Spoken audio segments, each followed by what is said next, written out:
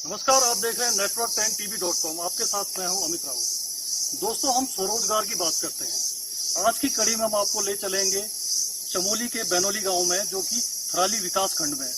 यहाँ पर एक ऐसे शख्स हैं जो पिछले 10 सालों से हर्बल टी का काम कर रहे हैं।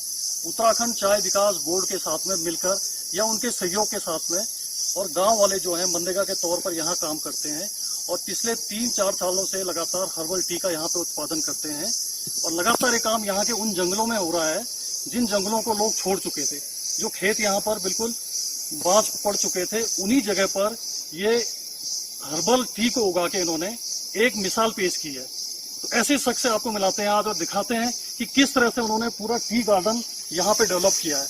ये हर्बल टी के बारे में दोस्तों आपको बता दूं कि ये हर्बल टी ऐसी टी है जो बहुत महंगे दामों पे जाती है। इसके कई फायदे हैं। अगर इनके फायदों के बारे में और जानना है तो हमारे साथ खुद जुड़ चुके हैं जयवीर सिंह रावत जी। आपका बहुत स्वागत है network10tv.com पे। सबसे पहले तो आपको जानना चाहेंगे बात से कि इसके फायदे क्या है हर्बल टी? हर्बल टी के फायदे ये हैं कि ये स्वास्थ्य के लिए बहुत ज़्यादा अच्छा है और कॉस्मेटिक में भी इसका प्रयोग होता है टी का, इसके कोपलों का। और ब्लैक टी आप बना के इसको पी सकते हैं, इससे बहुत सारे फायदे हैं। अच्छा, किस तरह की चुनौतियां आपके पास सामने आई थी जब आप पहले बाहर काम करते? पंजाब आपने काम किया कई सालों तक फोटोग्राफी का, फिर आपने लखनऊ में काम किया, लेकिन यहाँ आने के बाद में कुछ लोग सब्जियां उगाते हैं, कुछ लोग दूसरे काम करते हैं। ये चाय हर्बल टी को उगाने का जो एक विचार आपके दिमाग में आया, ये किस तरह से आया? क्योंकि यहाँ के लिए बिल्कुल अलग चीज थी। जी देखिए, मैं जब घर आया तो मेरे सामने एक रोजगार की समस्या थी। मैंने पहले 4 साल यहाँ पे फोटोग्राफी की, उसके बाद वो डिजिटल का ज़्यादा दौर चल पड़ा तो प्रोफेशनल फोटोग्राफी में बहुत ज़्यादा फर्क आ गया। तो हमारा काम धीरे धीरे कम होता गया। तो फिर हमने एक एनजीओ के माध्यम से, हमारी पहचान में एनजीओ में, उन लोगों ने हमें इसके बारे में, उत्तराखंड चाय विकास बोर्ड के बारे में बताया कि आपके पास अगर जमीन हो तो हम नर्सरी यहाँ से तैयार करके आपके यहाँ इस विकास खंड में चाय का उत्पादन और चाय की पौध लगाएंगे। मतलब पहाड़ के लिए नई चीज थी, खासतौर पे यहाँ के पहाड़ों के लिए नई चीज, नई चुनौतियां आपके पास में थी। तो किस तरह से आपने इन चुनौतियों को शुरुआत में देखा? किस किस तरह की समस्याएं आपके सामने आई? समस्या तो ऐसी आई कि पहले जमीन का था, जमीन भी सब एक साथ किसी के अकेले की थी नहीं, बहुत सारे हिस्से होते हैं, उसमें कोई तैयार होता है, कोई तैयार नहीं होता। तो सबको मनाया कि खेत हमारे बांझ पड़े हुए हैं, इन खेतों में अगर ये चाय का पौधा लग जाएगा तो आने वाले टाइम के लिए, आज हम इसमें थोड़ा संघर्ष करेंगे तो आने वाली पीढ़ी के लिए बहुत फायदेमंद होगा। अच्छा रावत जी, कितने हेक्टेयर में जो जंगल है, ये आप देखो बांस का इतना बड़ा जंगल यहाँ पे है, कितने हेक्टेयर में आपका चाय बागान फैला हुआ है और इसका उत्पादन कितने सालों से हो रहा है? कितना उत्पादन लगभग हो जाता है? देखिए, हमारा शुरू हुआ था 2010-11 से। उसमें 3 साल नर्सरी तैयार हुई, कम से कम 1 लाख पौधों की नर्सरी तैयार हुई थी। उसके बाद हमने ये 3-4 हेक्टेयर में इसको पौध का प्लांटेशन किया। उसके बाद कुछ पत्ती यहाँ से, वो पौधे यहाँ से बाहर भी गई, वो दूसरे गांव में, जैसे देवराड़ा हो गया, कुंगेसर हो गया, तलवाड़ी स्टेट हो गया, गुड़म हो गया, विकासखंड के और गाँव में जहाँ पे चाय पत्ती का अच्छा मतलब उत्पादन हो सकता था, तो वहाँ पे भी। चलिए, अपने दर्शकों को एक बात ये बता दें, किस तरह से हर्बल टी होती है, इसकी पत्तियां किस तरह से उगती है, कितने टाइम बाद इन पत्तियों को तोड़ना पड़ता है, या किस तरह का रख रखाव इनके लिए करना पड़ता है, तमाम जो चीजें हैं इनके बारे में भी लाइव इनसे डेमो जो है हम खुद इनसे देखेंगे। कि राहुल जी आप बताइए, जैसे पेड़ है चाय पत्ती का, इसमें आप जरा बताइए। इसके तो एक तो पहले जब ये शुरुआती दौर में होता है तो ये सीधा खड़ा होता है। सीधा खड़ा होने के बाद जो होता है तो इसको हम, जैसे आपको दिखाते हैं, ये खड़ा है, इसको हम 24 इंच पे, जब ये सीधा 24 इंच से ऊपर 2 फीट से ऊपर को चला जाता है तो हम इसको 24 इंच पे कटिंग कर देते हैं। कटिंग मीन्स ये प्रोनिंग हो जाती है। उसके बाद ये फिर फैलता जाता है, जैसे जैसे 2 फीट से जैसे ऊपर आते हैं फिर इसमें हम कटिंग कर देते हैं। तो आपको कब पता चलता है कि इनकी पत्तियां कब आपको तोड़नी है, कब तोड़ने लायक हो गई है? ये हमारा जब इसमें कोंपड़ी निकलती हैं, जैसे आजकल निकल रही हैं ये, तो ये अप्रैल फर्स्ट वीक से इसमें कोपले आनी शुरू हो जाती हैं।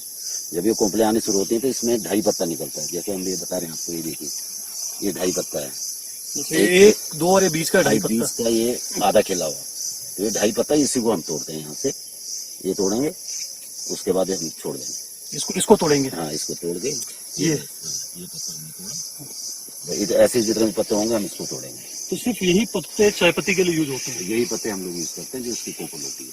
और 2.5 पत्ता। और इसकी छटनी कैसे समय के साथ साथ कैसे कितना टाइम पूरे साल भर इसकी छटनी निराई गुड़ाई होती है, घास वास निकालते हैं और फिर दिसंबर जनवरी फरवरी में इसकी कटिंग होती है। तो इसको 2-3-4 प्रकार की कटिंग होती है। उस कटिंग के लिए हमारे सुपरवाइजर आते हैं टी बोर्ड से, वो हमको उनके निर्देशन में काम करते हैं, जैसे वो लोग बताते हैं कि इस तरह कटिंग करनी है। और पूरा ये मनरेगा के माध्यम से काम होता है। गाँव की महिलाएं इसमें सारा साल भर काम करती हैं। तो जो उत्तराखंड चाय विकास बोर्ड है, जिसकी देख रेख में जिनके सहयोग से सारा काम हो रहा है, तो उनका कितना सहयोग आपको मिलता है? किस तरीके से उन्हीं के पूरे अंडर में आप ये काम करते हैं? हाँ, उन्हीं के अंडर में काम करते हैं और सारा वहीं से तो सारा काम वही लोग कराते हैं। और महिलाओं के खातों में पैसे डालना या वो भी करना काम वही लोग करते हैं।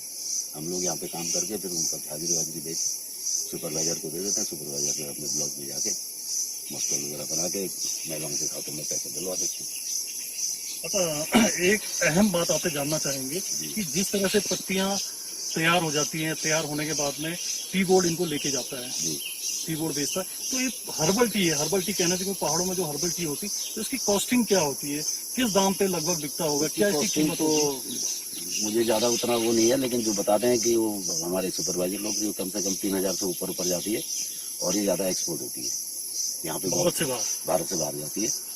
और इसकी एक फैक्ट्री हमारी भटोली में है, यहाँ हरिपुर में, कुमाऊं में, बागेश्वर डिस्ट्रिक्ट में। तो वहीं ये सब पत्तियाँ टूट के कलेक्शन होती है एक जगह, वहाँ से फिर फैक्ट्री में जाती, फैक्ट्री में प्रोसेस होकर फिर पैकिंग होकर सीधे टी बोर्ड इनको बाहर जहाँ भी इनका ऑफिस होगा वहाँ भेजते हैं।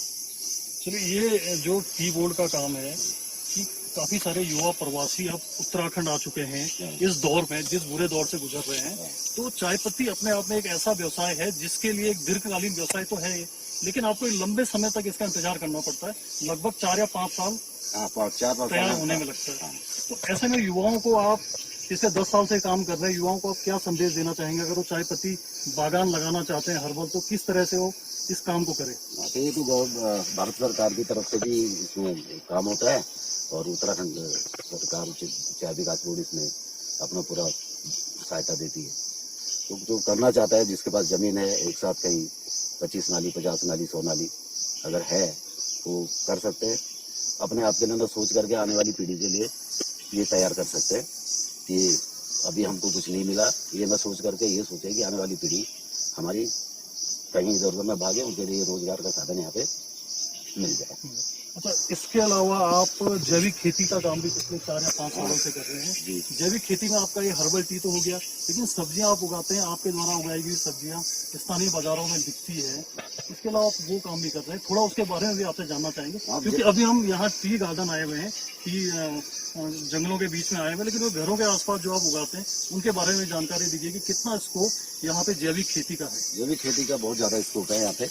अगर कोई करना चाहे तो लार्ज स्केल पे आप बहुत अच्छा काम है। जो हमारी जो जैविक सब्जियां हम उगाते हैं, हमारी कम से कम हफ्ते 10 दिन तक वो सब्जी खराब नहीं होती।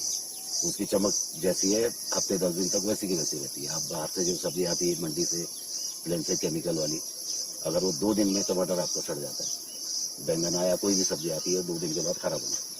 लेकिन अगर हमारा बैंगन टमाटर अगर आप 10 दिन भी घर में रखेंगे तो कोई फर्क नहीं पड़ेगा, बिल्कुल जैसा का तैसा रहेगा। जैविक पे ये फर्क है। तो चलिए, ये तो हमने चाय के बारे में इनसे जाना, किस तरह से हर्बल टी इन्होंने यहाँ के पहाड़ों में जो बंजर खेत हो चुके थे वहाँ पे चाय हर्बल टी उगाई हुई है। लेकिन अब जो सबसे बड़ा सवाल ये उठता है कि सरकार, पहले बात होती थी, हम पुराने समय की अगर बात करें तो पहले जनरली बात होती थी सोशल गैदरिंग की, सोशल मीटिंग्स की, रोजगार की, लेकिन अब समय ऐसा बदल चुका है, जिस तरह से महामारी आई हुई है, अब सोशल डिस्टेंस की बात हो रही है, स्वरोजगार की बात हो रही है। तो ऐसे समय में सबसे बड़ा सवाल ये उठता है कि ऐसे जो लोग हैं जो पिछले 8-10 सालों से जिस भी क्षेत्र में काम कर रहे हैं, जिनको जमीनी हकीकत और जमीनी अनुभव जिनके पास में मौजूद है, क्योंकि उन्होंने तमाम वो दिक्कतें झेली है, जो दिक्कतें अभी कोई नया स्वरोजगार शुरू करेगा, तो ऐसे लोगों के साथ मिलकर भी अगर कोई काम किया जाए तो निश्चित तौर पर सफलता मिलेगी। जयवीर सिंह रावत जी के जज्बे को तो Network 10 TV.com सलाम करता है। अगली बार आपको फिर ले चलेंगे ऐसे ही किसी व्यक्ति के पास जिसने अपनी मेहनत के दम पर एक मुकाम को हासिल किया है। तब तक के लिए दीजिए इजाजत, नमस्कार।